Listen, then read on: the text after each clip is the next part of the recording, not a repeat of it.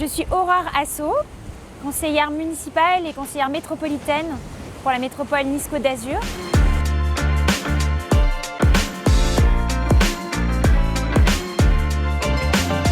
Dans la métropole Nice-Côte d'Azur, le maire a créé une grande délégation, qui est la délégation santé et environnement, qui est dirigée par le docteur Richard Chemla. Et à l'intérieur, on traite tous ensemble, de la santé et de l'environnement, parce qu'on pense que la santé humaine et la santé de l'environnement sont imbriquées, étroitement liées. Et à l'intérieur, évidemment, on a un programme de reconquête de la biodiversité qui suit le programme national. Et on a plusieurs grands axes.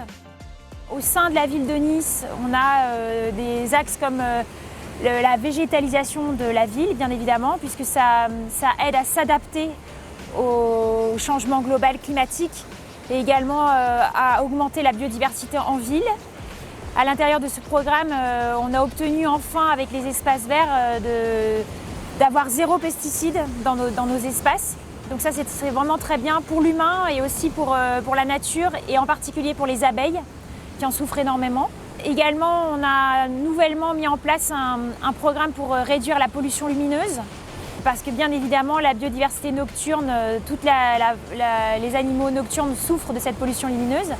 On suit également la volonté nationale, qui est fortement appuyée et relayée par l'ARB. C'est pour ça qu'on travaille tous main dans la main. Une directive nationale qui m'importe le plus en ce moment, c'est la stratégie nationale pour les aires protégées, que ce soit terrestres ou marines. Il y a une vraie sensibilité de notre gouvernement pour avoir plus de protection de la biodiversité, à la fois pour les aires protégées qui existent déjà, mais qui n'ont pas assez de restrictions pour être efficaces, et également la création de nouvelles aires protégées, que ce soit toujours sur terre ou sur mer, ou dans la mer. Et ça, c'est un travail très intéressant au niveau territorial, qui peut être mené avec les 3 étages, l'État, la région et les métropoles. J'ai compris que l'ARB, c'est un relais entre le ministère de la Transition écologique, l'Office français de la biodiversité, et les instances territoriales locales.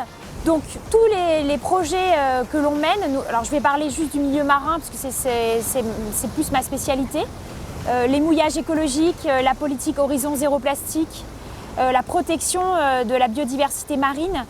On va toujours avoir un œil sur ce que fait l'ARB et relayer nos projets pour une demande d'accompagnement essentiellement. Une demande d'accompagnement de l'ARB, et aussi connaître quelles sont déjà les stratégies mises en place, parce qu'il ne faut absolument pas que chacun travaille dans son coin, il faut absolument qu'il y ait un rôle de coordination. Et c'est pour ça que l'ARB est très importante, parce qu'elle effectue ce lien, cette coordination entre les objectifs énoncés par le ministère de la Transition écologique et aussi les volontés locales, comment concilier ces choses-là. Cette année, on a la chance d'accueillir dans notre région le congrès annuel de l'UICN.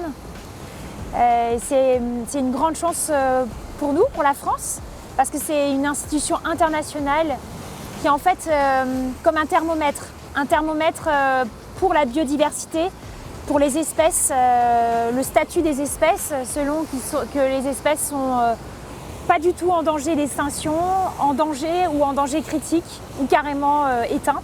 Si on fait un état de la biodiversité sur notre planète, on a un état de la santé de cette planète. Et de nouveau, c'est tout à fait lié à la santé de l'humain, puisque c'est notre environnement naturel.